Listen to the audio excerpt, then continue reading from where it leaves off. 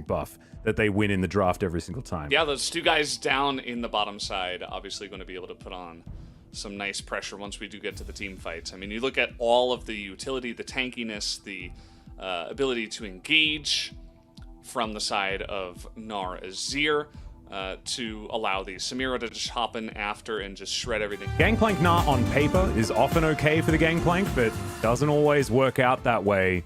And Nar can certainly get him down low in the earlier stages. And with the help of an Olaf, it really might become a really rough time for this GP. So, eyes will be up there, but also the rest of the map. How much space will Canyon have? And how much can he finesse this jungle matchup as well? Because we've seen Graves catastrophically fail at dealing with Olaf so far in the LCK. Yeah, engages. Whoa. That were nice.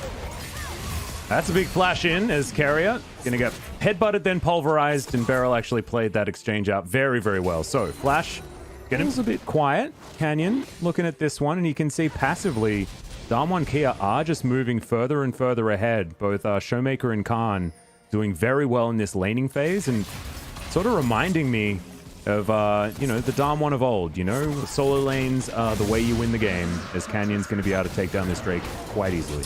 Will scale really nicely with the amount of resist that they will be building on multiple members. And here we're going to have our first skirmish, it looks like, as T1 are trying to take this Rift Herald. Yep, Showmaker, of course, has a redemption as Khan. He's going to move on over. He does have the Cannon Barrage, remember, as the redemption does go off, giving them all the information. There's Carrier going through. The Gnar ult into the wall is only going to land onto Canyon as... Oh, collateral damage is massive. Ghost dives into the backline. The Gnar is going to die first, but it's a double kill for Khan. This is a disaster, but the other side as Damwon Kia get a 3-for-1. That was pretty massive. Beryl ending up getting the engage we were looking for in game number 1. He shows us why his Alistair cannot be underestimated, and T1 don't even get the objective here, so a massive swing gonna go in favor of Damwon Kia. A fantastic engage. It was kind of funny to watch Ghost get into the backline, and then he's like, wait, I'm here over the wall by myself, alone. Yeah, you know, if the fight did not go on their terms, he would have just been killed immediately, but thankfully he had some support eventually from his team as a taunt here. Yeah, Beryl looking for a headbutt pulverized. Does get it onto Faker as well here as Ellen's going to turn up, so Beryl has to get out of there. Ulti just back available, so he is, of course, going to be absolutely fine. But in a good spot. Faker's farming really, really well in this game. And so is Gumayusi, so much more ahead of his opponent right now. So there's still a chance with these two fed carries, essentially. It's still early on, but there's a chance for them. Oh, damn, that was so close to the Paddlestar getting the work done, but the Drake is taken by T1. There's the knock-up with the Justice Punch from Carrier, but he has to get out of there. Beryl, Unbreakable Will over the wall, is going to survive as heroic entrance. Not going to be able to do anything, but does stave off Damwon for now. Bubbles going through, and Carrier actually going to get hit, but Justice Punch creates enough distance, so they're not able to take him down. So everyone's going to survive. But T1 do manage to secure the dragon. Yeah, and, you know, just the one Ocean Drake, it's not going to be a huge difference, but kind of nice, you know, if they can get in, disengage, maybe poke a little bit and get out, or try to sustain against some of the poke that, of course, Gangplank, Zoe, and Kaisa can do. It's not half bad. And we saw in that fight, even though Ghost had a pretty nice position to try to shell out damage, he just doesn't that they want to keep their mid tier 1. But take a look at the bottom lane. I mean, this is just like... Yeah. We are... This is... Gumayusi's on another planet right now. He's not like 6-0. He's not like last game, but... Oh, Canyon now looking for Canner. He's got that red buff as well, so he's hunting him down. Just stands his ground, and the Gnar doesn't hit him. And Canyon just didn't use his Gale Force, didn't use his flash. He just stood there and said, no, this is my turret. Yeah. He didn't even use his ult. I mean, he just sat there. Rift Herald here in the mid lane. So we're going to bring things back to how this video game is going. Paddlestar starting to land here from Showmaker, and they do hurt. As Undertow flies in, that's Faker doing a lot of poke damage, though, as the tower is taken down by Shirley. Showmaker looking for bubbles, finds another one. That angle was beautiful as Paddlestar will connect onto Elim. In an awesome spot here. Yeah, Ghost just going to get Emperor's divided. Has to flash to get himself out. Carrier Looks a little bit silly as he jumps down on top of nothing, but Faker sending a message that is well heard. Chat and you're like, oh, Damwon have got this. Because they certainly do have a couple of carries, and they're really feeling it today. You can tell. Even Faker looked good in game 1, even though he did get ganked that one time. Very, very responsible for a lot of that, as there's a Pulverize looking for LM. Just wanting to get the Ragnarok out by the looks of things, as Beryl says, well, this is not actually where I want to be. And Canyon loses half of his health bar from one Q out of Faker. Khan now fighting up against Canna. Meganar is going to come in, and the shield bow. Can it actually turn this? The shield was so valuable, and Canna, unfortunately, just not able to do enough damage. A bit of a silly idea, but he was closer than I think a lot would have expected. Yeah, I think you're right. A bit of a silly idea. We'll have to see how that started. You know, did Khan wait in the brush and maybe bait Kana into a fight or catch him by... Given how fed he is, he's almost level 16 as T1. Is this a desperation Baron?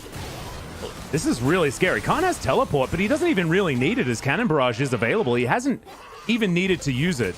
And T1 are going to back away from the Baron as Faker taking way too much damage there from Showmaker. His inner turret will fall. Kamushi breaks the bubble. I like it. With his W. And now Khan just getting to work on this inhibitor turret as well. See that chunk into that turret? I think every turret around the world just monked a W simultaneously. I mean, this Showmaker... Well, okay, yeah, and in goes Carrier. Looks for Showmaker, but he's going to make his way out. Unbreakable Will there will keep Beryl alive for now, as Showmaker actually dives back in and a lot of damage is taken, but that is the Cannon Barrage now on cooldown, as we're very close to another Cloud Soul. I apologize, I'm starting to feel like it's my fault as we've got another Cloud Soul here this game, as Voidseeker will find the Baron under fire from T1. T1 very aggressive with this Baron attempt again. They want to turn, I would imagine. Let's see what they can do. Yep, Canyon pretty low on his health bar, and you can see the Zoe also very, very low. Canyon uses his Gale Force and everything, and it's stolen by Showmaker! Was that a stolen smite? I think it actually was. Nothing that they could do about it. The Gangplank going to take down the Gnar yet again, as Gumayushi does get one in the fight, and now Faker finds himself running for the hills. A triple kill for Khan's Gangplank, who is silencing the haters here this game. As Faker just does a few fancy moves, flashes his way out. He will survive, but the rest of his team won't be so lucky. Oh, man. We're going to have to look at the replay on that one. Showmaker just... Oh, that is massive. He steals it right from underneath T1. And this is going to mean the inhibitor absolutely going their way. Now, we got Olaf coming up, so they're not going to go for the win here, of course. Still very early on with the Death Timers, but still a massive victory in that team fight. 6-0-2. Is that Damwon have so much extra money. It's a 10,000 gold lead, and Khan doesn't have to be there to be threatening. He's now just going to await the Cloud Soul as Cannon Barrage will come down and deal with this minion wave. Two-man Pulverize is good. Faker has to go golden to keep himself okay, but he's not. Showmaker going to finish off the kill. The Dragon going to fall down in the meantime. The headbutt goes over. Canna gets a Gnar off, but it's not exactly what they want. But the cow will still fall. Samira going to try and lock down that kill, but it's not before Ghost can get a Q off and take him down. As now Canyon trying to keep them in his jungle. Showmaker picking them off like fish in a barrel. And now Khan finally gets himself in here. LM desperately trying to get away, but of course, Showmaker lands a blind bubble and then pops him with the Paddle Star. All too easy as Khan, okay, going for a little bit of a 1v1, but instead he's going to invite his friends. Doesn't want to take the risk, as that's going to be the ace. And I have a feeling it's more about, you know, what we saw at the end of that, as another fight is going to break out. There's the Pulverize. Cannon Barrage, so much damage from Damwon in response, but no one on T1 is dead just yet. They still want to take these fights. They're trying to get as many R buttons out of these guys as they can. And Cannon Barrage plus the collateral damage.